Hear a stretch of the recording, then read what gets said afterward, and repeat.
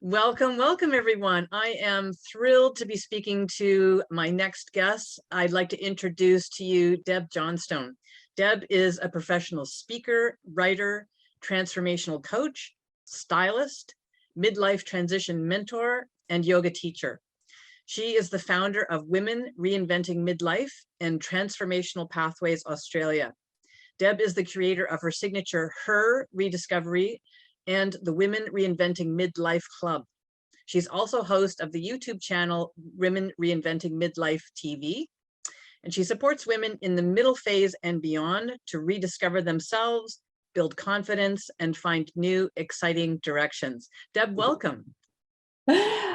Thank you. Thank you so much, Kip. Thank you for inviting me. I feel really honored. Oh, it's my pleasure. Absolutely.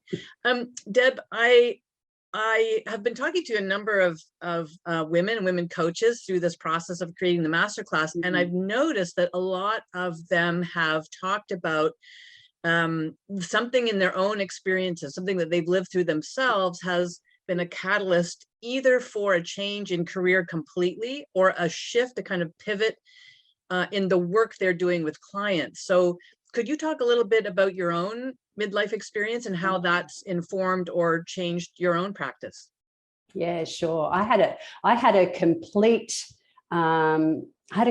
shift at the age of 49 when I had one child who'd already flown the nest and another one who was getting ready, and it wasn't even around that, oh, I better have a pivot because my kids are going to be left home soon. I actually had no awareness around that. I just felt like I needed to do something with more meaning. And up until then, I'd been in management in a few different industries.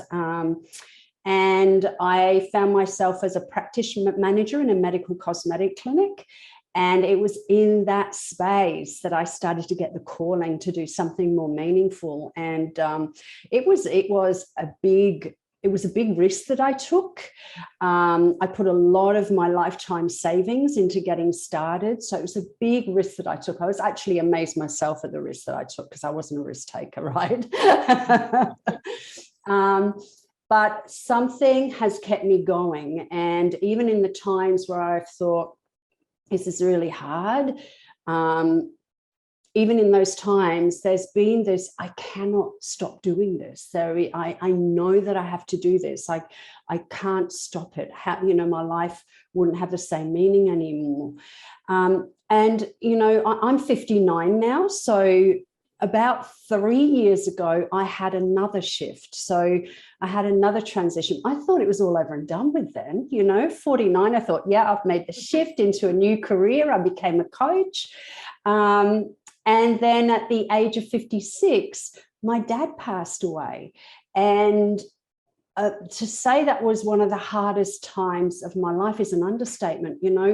If I liken it to losing my mum 30 years ago when I was pregnant with my second child, you would think it would be easier because they're older, but it was just as hard, and in fact, because both of my parents had gone, I felt a complete sense of loss of identity. I couldn't really get in touch with who I was anymore. And a friend of mine said to me, who's an amazing healer, she said, you've lost your foundation. You've got to rebuild your foundation. And so, yeah, I went through a period of lack of confidence, loss of motivation. Nothing held the same meaning anymore. And I think like my first grandchild coming along 6 months later kind of just woke me up to the space that I was in, that I was moving into a new phase. But I also, at the same time, started to get this pull, I started to get this pull that it was another calling. And I'd been resisting it. I'd been having it for about 12 months, but I've been resisting it, thinking, no, I'm fine. I've got a great business. I really enjoy what I do. I'm not going to change anything because it felt comfortable. And we all know that feeling, right? It felt comfortable. But then I moved into a phase where I didn't feel comfortable anymore when I lost my dad. And it was like a shining light. It was just calling to me. And I couldn't ignore it anymore. So for me, at that stage, not really used to listening to my intuitive voice. Apart from in sessions with clients, of course, but for myself, not used to listening to my intuitive voice, I needed confirmation. And I find this with a lot of women. They've got the idea, they just need that confirmation. And so I pulled out my journal and I just pulled all my coaching tools out, everything that I'd learned over the years. And I started writing, I started exploring myself, who I was, what I was passionate about, what I was interested in, and what I really wanted for this next phase. And I took another risk. And I think that's an important thing to highlight. If we want a fulfilled life, we've got to start taking risks, haven't we? Couldn't agree more. Yeah, we have to do it. And I started to build a community on Facebook. I started to run summits, and it just went from strength to strength to strength with the program, the membership, now YouTube channel. It is just going from strength to strength. But it took me taking a step and taking a risk, because I could have easily have lost everything that I built up to that point, you know. I didn't, absolutely didn't. But there is that other voice that says, what if it doesn't work? What if you don't do, you know, what if you don't get the results you want, and all that sort of BS. If you let that voice do its thing, you never do anything. So how do you respond when that voice arises? Because I'm sure I've had it. I have it. And I'm sure many that are participating in this masterclass will be saying that me too. So what did you do, or what are you doing? Because I'm sure you still have times where you feel, you know, what am I doing? What do you do to get through it? Where do you find the courage to keep going when that voice is saying, you know, Deb, this is risky. Are you sure you want to do this? You could fail, you know? Yeah. I think I've because I've done it for so long, over 10 years, the last 10 years in business, I think I've been able to just move past that now when it happens. But if there is a really loud voice warning me that something could go wrong, then I do look at the underside of it. I make myself face it. I go, okay, so what if this happened? What would I do? And what if that happened? What would I do? And when you've got a bit of certainty around how you might handle it if you fail, or things don't go the way you want them to, or you don't get the income you want, or all that sort of jazz, once you've got a bit of certainty around how you would handle it, you feel a bit more supported. So it's, I guess it's just, you've had that voice show up, you've pushed through it, and you've been okay. So then that just affirms the next time, you know, I went through this before, I can keep going. And that's an important lesson. I think sometimes we overlook that, or we don't give it enough weight, you know, when we're considering these things. So I'm guessing journaling is a big part of your process when something comes up for you.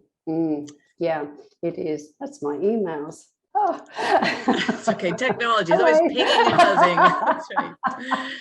Well, you know, you've touched on several things, and first, may I say, you look amazing for a grandmother. Oh my gosh, you really do. But you know, you talked about when your father passed away, and I think a lot of women find themselves in this position at this stage in life where the generations bookending us. You know, children are launching, so they're leaving, they're out, they're creating their own lives now. So that leaves a void, and our parents are aging and either require more care, or we lose them. And so, you know, we get it from both directions at this time, don't we? And, you know, what's the impact of that? That can be really debilitating for some people, I think. It can, and I find a lot of the time where women wait until it's at that debilitating stage before they actually do something about it. I mean, I did it myself, and I've been coaching people for years, you know, but I did the same thing myself. I waited until I'd hit rock bottom before I actually did something about it, even though I've got, you know, very intuitive friends that are saying to me the whole time, just do it, do it, you know. It's I think we get too comfortable, and it takes all these things being taken away, kids flying the nest, parents, relationships, health even, you know, it takes all these things being taken away where we're already in the space of discomfort, you know, it is uncomfortable being in that space. So then taking that uncomfortable step, that risk, doesn't feel as daunting anymore. That's a good point. Gosh, I know that lots of women that I've talked to speak about confidence. So perhaps they felt they were confident when they were younger, and there's a kind of erosion of that confidence as they're coming into midlife for several reasons. I mean, first of all, many of us are feeling crappy because of the symptoms of menopause. We don't have the bloom of youth anymore, which is, in my view, not a bad thing, but for some people that's a real challenge. It's a challenge to our identity, for example, on some level. We may be experiencing a shift in relationships. Oftentimes relationships break down at this time.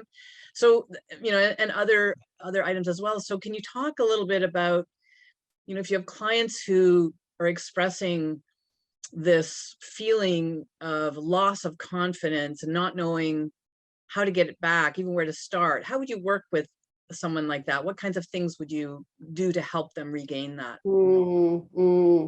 Yeah, I agree with everything you said, and there's also the physical change as well of what we look like as well. That changes as well, and a lot of times, often I see women think, well, if I change the way I look, you know, if I go and, I don't know, have some plastic surgery or change my style or something like that, that'll bring the confidence back. The thing is, it's only temporary, because that's confidence from the outside in. Right. And I saw this fairly frequently working in medical cosmetics, right? When I worked there, it's like they're not doing the internal work.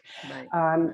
Because true confidence comes from the inside out. And I had a client that I worked with a number of years ago, and she had a great way of describing it, because she gave the impression to everyone around her that she was really confident, right? She looked it, she acted it, she seemed to speak with confidence. But what she realized after doing some work is that was only surface confidence. What she began to feel was that deeper confidence, which then radiates from the inside out, and anything that you've had done externally then has even more effect. So so it's really getting in touch with what we believe, you know, our belief system, and creating any shifts around beliefs. So beliefs like, I'm too old. I had a woman that I lived over the top of when I first moved to Cairns, and she was the manager in the unit underneath. And it was before I went through menopause. And she said to me, I was having a whinge. We were quite friendly, and I was having a whinge about perimenopause and all the intermittent bleeding and all that sort of stuff that we can go through.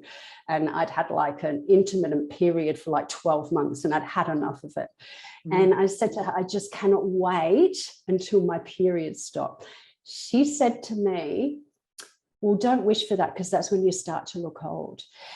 And guaranteed, I was in the mirror doing this, looking for wrinkles, looking for signs of aging. And it took another friend of mine to point it out. Well, that's her experience, that's not yours, you know? Yes. And it's beliefs like that. It's beliefs like I'm too old, or it's too late to start something new, or even those deeper beliefs, or I don't know enough. I'm not creative enough. I'm not good enough. I'm not worthy. All those deeper beliefs. This is the time, and I know it feels like crap when we're going through it. This is the time when all those parts of our life that we've had so far start to peel away. It all starts to peel away, you know, the role that we've had of mother, daughter, it all starts to peel away.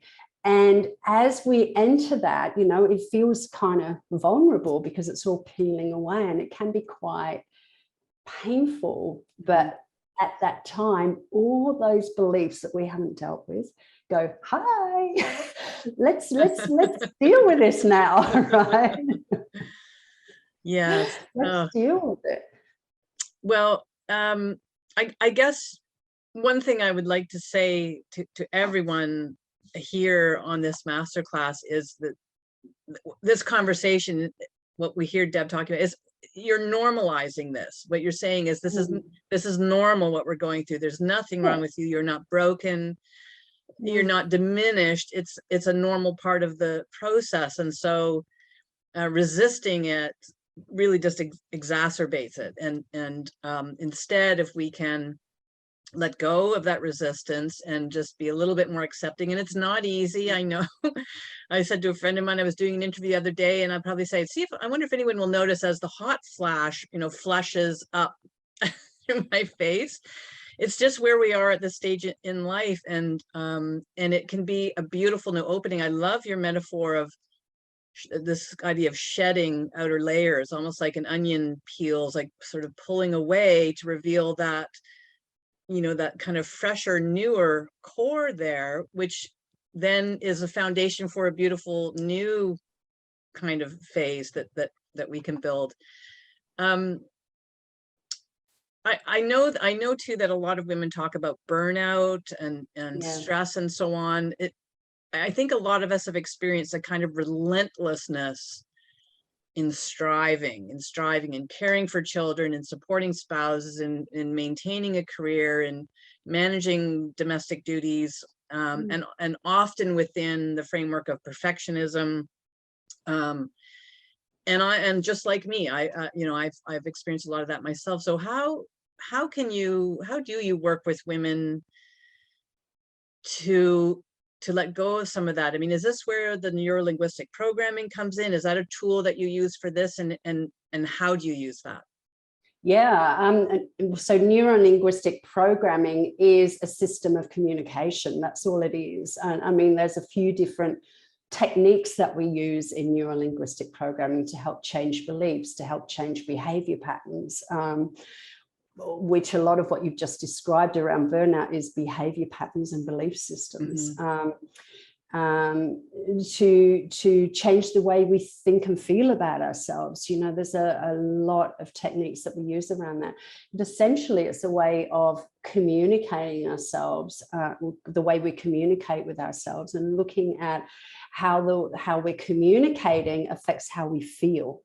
And that affects the actions we take and don't take, and the outcomes that we get. So neurolinguistic programming, I use whatever, I bring in whatever I feel is necessary to work with that person, especially if we're working one-on-one. With a group program, it's slightly different. But one-on-one, we do a lot of real deeper shift work to really uproot those beliefs, so we stop planting over the top of them and start to pull them out by the roots. In addition to that, though, it really threads through everything, because it is a way of communicating. It's really thinking about, NLP is very much also based around our values system. So values plays a big part in it, because our values affect the way we communicate with ourselves. So I help women get a deep understanding of what they value, what's important to them, and what that means to them. And I think burnout is more often than not working out of alignment with our values, more often than not. I've been through it, I know. I've done it all. I've been through burnout. Yeah. I was diagnosed with adrenal fatigue at the age of 52 when my period stopped. So yeah, and quite often it's working in resistance to our values. So we just get drained, you know. If we're creating a life for ourselves where we're not fulfilling our values regularly, or in fact we're pushing against them, then it's going to drain our energy, really, really drain our energy. Yeah. It took me a long time to understand this, really took me a long time, even after, you know, practicing with clients, probably practicing with clients for 3 or 4 years before I really got this, you know, really started to understand. And so values are a really, really big part of it, and the aspects of life that are important to you as well. Yes. You know, it's so interesting and ironic almost that we even we coaches, it's easier to see in other people where the issues are and to be able to excavate them and deal with them than our own, isn't it? I mean, I could say, yep, that's me. Yep, that's me. A lot of what you were talking about, just with respect to the burnout and needing to feel like I'm on top of everything all the time. So a good plug for coaching, folks. Get a coach. Get a coach to help you through it. For sure. Well, I'd love to hear a little bit about your signature program, the Her Rediscovery Program. Can you talk about that a little bit? Yeah, sure. The Her Rediscovery Program I developed from the process that I took myself through 3 years ago. So, and that was really developed from everything that I'd done over the years, you know, just different things I'd pulled from different places. And I sat with my journal for 3 months before I got that real confirmation of, yeah, that voice is right. This is what I'm meant to do. It took me about 3 months, and that's why I developed a 3-month program. So it's really about helping a woman understand who she is now. So the person she was 20 years ago, even 10 years ago, maybe even 5 years ago, is not the woman that we are now, because there's been a lot of changes in life. And also, if we're holding on to something that we valued 5 years ago and we valued in a certain way, and we're trying to hold on to that, a lot of times it's not possible because life's changed, right? We have to really understand what our beliefs are around our values and how it's causing us to feel upset and unhappy with life. Help them understand who they are, what their personality is, their qualities, their passions, interests. And with that clarity, they're then able to see their next steps forward. I think when we get to this phase of life, often we go, I can't see what I'm meant to do next. And I've heard a description of I feel numb. I've heard that a couple of times. I feel numb. I don't feel much about anything anymore. And I have absolutely no idea what I want to do. And that's because we're not really clear on who we are. And it's only through doing that exploration. And you mentioned plug-in coaching.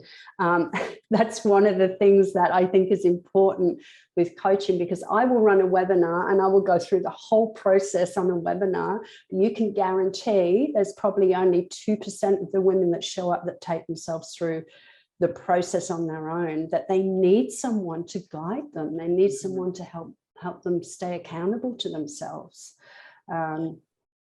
Because we let other things get in the way. Yeah, oh, absolutely. That's my experience too, no question. And so that, you know, a core value exercise, it's so foundational to everything, it sounds like. And if we've done some kind of core value work, maybe in our 20s or 30s, what I'm hearing you say is we don't say, okay, that's done and dusted. It's we relook at it because our values do change depending on circumstances, the phase of life. And so that can really be a renewing kind of process to discover some new values. Do you find that some of your clients are surprised by what they find in going through that process? Yeah. Because a lot of times they're just embracing ideals, or they're embracing ideals, or they're embracing their intentions to fulfill a value. And they're not actually looking at what their value really is, which is evident in every single action that we take. It's there. But we need to explore it to be able to see it. And yeah, I do find that a lot of times women are really, really surprised at what they value. But it's life-changing having that information, because it enables us to have a lot more clarity around what we want to do next. And the great thing about it is it opens up far more options when we have that kind of clarity as well. Yeah, probably options we didn't see before. No, exactly. You know, I was having a conversation with a woman who's about our age on the weekend, and she was telling me that she didn't do what she wanted to do for a profession. She did what her parents told her she needed to do. And I just thought, yeah, that happens a lot. I hear that a lot. And it seems more women will say that than men, that they were doing things based on what others felt was right for them. Are we women more vulnerable to that than men, or is it not really a gender-based phenomenon? Yeah, I'm not really sure, actually. I have coached men who have said the same thing. So I have coached men, and especially men in this phase of life, who've said the same thing and have actually changed what they're doing around the age of 50. So I think it possibly is more so a woman thing, because we've got that nurturing quality. We want to look after other people and make sure other people are happy. And so there's that often is that natural tendency to keep mum and dad happy, or make them proud of us, or or follow in the family footsteps. You know, there's that family tradition thing that plays out as well. And it's like we could go through a 30-year career not really feeling that fulfilled in it. And you know, it breaks my heart how often I hear that too, because the work, you know, the careers we have, it's such a big part of our lives, and not to be feeling that you know, it's what you've wanted to be doing is, as I said, this is heartbreaking. It's heartbreaking for me. Wow. You know, Deb, this has been so interesting. I'd love to keep talking to you for a much longer time than we have right now, but I've really enjoyed this, and I'd like to invite you to share. You've got a gift for our audience. Could you talk about that a little bit? Yeah, sure. Thank you for asking. It's the midlife transition checklist. So it's a checklist, I think, of about 9 points is in there, and it helps us move from stuck to thriving in midlife and beyond. And I say midlife and beyond because I've worked with women even in their 60s, you know, and that's moving towards the end of midlife, and they've finally decided that they're going to do something. So, you know, it's really so the checklist, get back to the checklist. So the checklist it gives a checklist of different aspects of life to look at if you want to thrive through your transition, and also gives some pointers of how to start that self-exploration. Oh, that's beautiful. And you know, Deb, you yourself are such an inspiration, and if I could just circle back to the beginning of our conversation, you talked about the courage it took for you to really look hard at what was going on, and to be willing to make changes when it felt risky and it felt scary. And I'm sure you must have had lots of nights that I've had from time to time 3 o'clock in the morning, wide awake, like, oh my gosh, what am I doing? Yeah. But you know, you persevered, and you've just developed so much inner strength from that. So I just want to thank you. And I'm so grateful to be sharing the work that you're doing, because as I said, you truly are an inspiration, and I'm really grateful for knowing you. Oh, thank you, Kip. That's really lovely of you to say, and and the same back to you, because I love what you're doing. I love the genuine interest that you take in the people that you invite on your summits too, and what you're putting together for women in this phase of life is so essential. So thank you. Oh, thank you so much. And I just really believe this is a time for us women, and this is not a down with men message at all. It's just that let's support each other, let's collaborate, let's raise each other up in this beautiful network, this beautiful community. I just love it, and it's people like you and some of the other amazing people that I've been working with that make it really worthwhile. So thank you, and I encourage everyone listening, you know, find your tribe, because we're out there and we're ready to help. So thank you, Deb. This has been wonderful. Thank you. Thank you. Take care.